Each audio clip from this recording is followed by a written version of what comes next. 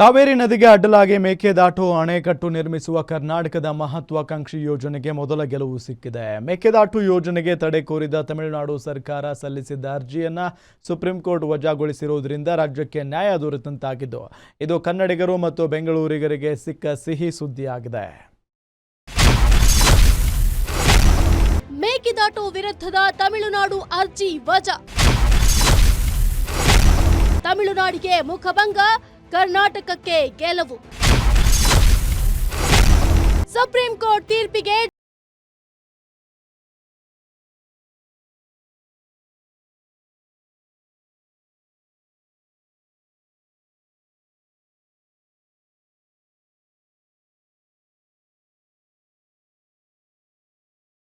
ನೀರಾವರಿ ಯೋಜನೆಗಳಲ್ಲಿ ಒಂದಾದ ಮೇಕೆದಾಟು ಯೋಜನೆಯಲ್ಲಿ ರಾಜ್ಯಕ್ಕೆ ಭರ್ಜರಿ ಗೆಲುವು ಸಿಕ್ಕಿದೆ.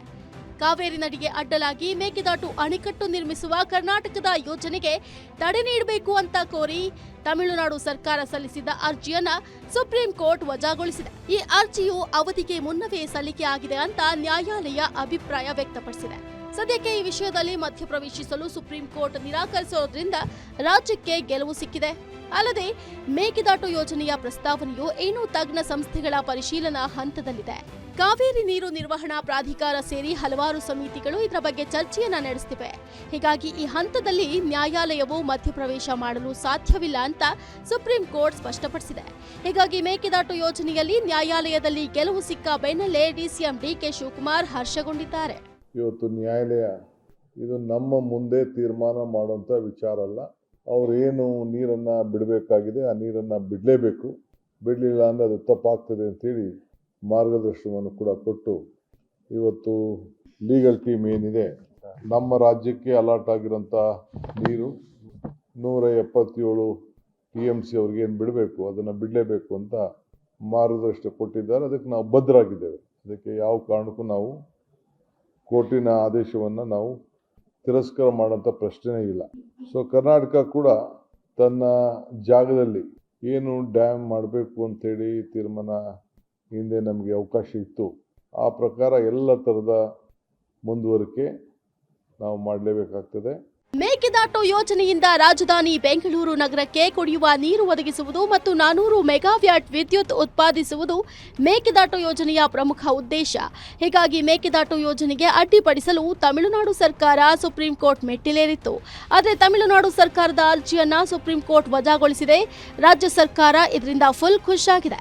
ಇದೇ ವಿಚಾರ ಇಂದಿನ ಸಚಿವ ಸಂಪುಟ ಸಭೆಯಲ್ಲೂ ಚರ್ಚೆಯಾಗಿದ್ದು, ಮೇಕೆದಾಟು ಯೋಜನೆಯಲ್ಲಿ ಸೂಕ್ತ ನಿರ್ಧಾರ ತೆಗೆದುಕೊಂಡ ಸಿಎಂ ಸಿದ್ದರಾಮಯ್ಯ ಡಿಸಿಎಂ ಡಿಕೆ ಶಿವಕುಮಾರ್ಗೆ ಸಂಪುಟದ ಸದಸ್ಯರಿಗೆ ಅಭಿನಂದನೆಯನ್ನ ಸಹ ಸಲ್ಲಿಸಿದ್ದಾರೆ. ತಮ್ಮ ಗಮನಕ್ಕೂ ಬಂದಿದೆ. ಇವತ್ತು ಕ್ಯಾಬಿನೆಟ್ನಲ್ಲಿ ಸಂತಸದ ವಾತಾವರಣ ಇತ್ತು. ನಾವೇನು ಕರ್ನಾಟಕದವರು ಮೇಕೆದಾಟು ವಿಚಾರದಲ್ಲಿ ನಮ್ಮ ಪಾದಯಾತ್ರೆ ಇರ್ಬೋದು, ರಾಜಕೀಯ ಹೋರಾಟ ಇರ್ಬೋದು, ಕಾನೂನಾತ್ಮಕ ಹೋರಾಟ ಇರ್ಬೋದು, ನಮ್ಮ ಇನ್ನೇನು ಪ್ರಾರಂಭ ಮಾಡ್ತಾರೆ ಇವರು ಅನ್ನೋದಕ್ಕೆ ತಮಿಳುನಾಡಿನವರು ಏನು ಸುಪ್ರೀಂ ಕೋರ್ಟ್ ಕಟ್ಟೆ ಹತ್ತಿದ್ರು. ಸುಪ್ರೀಂ ಕೋರ್ಟ್ನಲ್ಲಿ ತಮಿಳುನಾಡಿನವರು ಮಾಡಿರ್ತಕ್ಕಂಥ ಅರ್ಜಿ ವಜಾ ಆಗಿದೆ. ಆ ಅರ್ಜಿ ವಜಾ ಆಗೋದ್ರ ಮೂಲಕ ಮೇಕೆದಾಟು ಯೋಜನೆಗೆ ಮುಂದಿನ ಹೆಜ್ಜೆಗಳನ್ನು ನಾವು ಇಡೋದಕ್ಕಾಗಿ ಹಸಿರು ನಿಶಾನೆ ತೋರಿಸಿದಂತಾಗಿದೆ. ಈ ಸಂದರ್ಭದಲ್ಲಿ ಈ ಮೇಕೆದಾಟುವಿನ ಬಗ್ಗೆ ಬಹಳಷ್ಟು ರಾಜಕೀಯ ಕಾನೂನಾತ್ಮಕ ಹೋರಾಟ ಮಾಡಿದಂಥ ಮಾನ್ಯ ಮುಖ್ಯಮಂತ್ರಿಗಳಿಗೆ ಹಾಗೂ ವಿಶೇಷವಾಗಿ ಉಪಮುಖ್ಯಮಂತ್ರಿಗಳಿಗೆ ಕ್ಯಾಬಿನೆಟ್ಟು ಅಭಿನಂದಿಸಿತು. ಕಳೆದ ವಿಧಾನಸಭಾ ಚುನಾವಣೆಯಲ್ಲಿ ಮೇಕೆದಾಟು ಯೋಜನೆಯ ವಿಚಾರವನ್ನ ಇಟ್ಕೊಂಡು ಕಾಂಗ್ರೆಸ್ ಪಕ್ಷ ನಮ್ಮ ನೀರು ನಮ್ಮ ಹಕ್ಕು ಅಂತ ಹೋರಾಟ ಮಾಡಿತ್ತು. ಕನಕಪುರದ ಸಂಗಮದಿಂದ ಬೆಂಗಳೂರಿನವರೆಗೂ ಮೇಕೆದಾಟು ಹೆಸರಲ್ಲಿ ಬೃಹತ್ ಪಾದಯಾತ್ರೆಯನ್ನು ಕೂಡ ನಡೆಸಿತ್ತು. ಆದರೆ ಈ ಯೋಜನೆಗೆ ತಮಿಳುನಾಡು ಅಡ್ಡಗಾಲು ಹಾಕಿ ಆರಂಭದಿಂದಲೂ ವಿರೋಧ ಮಾಡುತ್ತಿರೋದ್ರ ಮೂಲಕ ಸುಪ್ರೀಂ ಕೋರ್ಟ್ ಮೆಟ್ಟಿಲೇರಿತ್ತು. ಆದ್ರೆ ಈಗ ಸುಪ್ರೀಂ ಕೋರ್ಟ್ ತಮಿಳುನಾಡು ಅರ್ಜಿಯನ್ನ ವಜಾಗೊಳಿಸಿರೋದ್ರಿಂದ ಮೇಕೆದಾಟು ಯೋಜನೆ ಜಾರಿ ಮಾಡೋಕೆ ರಾಜ್ಯ ಸರ್ಕಾರಕ್ಕೆ ಅನುಕೂಲಕರವಾಗಿದೆ. ವೀರೇಶ್ ದಾನಿ, ಪೊಲಿಟಿಕಲ್ ಬ್ಯೂರೋ, ಗ್ಯಾರಂಟಿ ನ್ಯೂಸ್.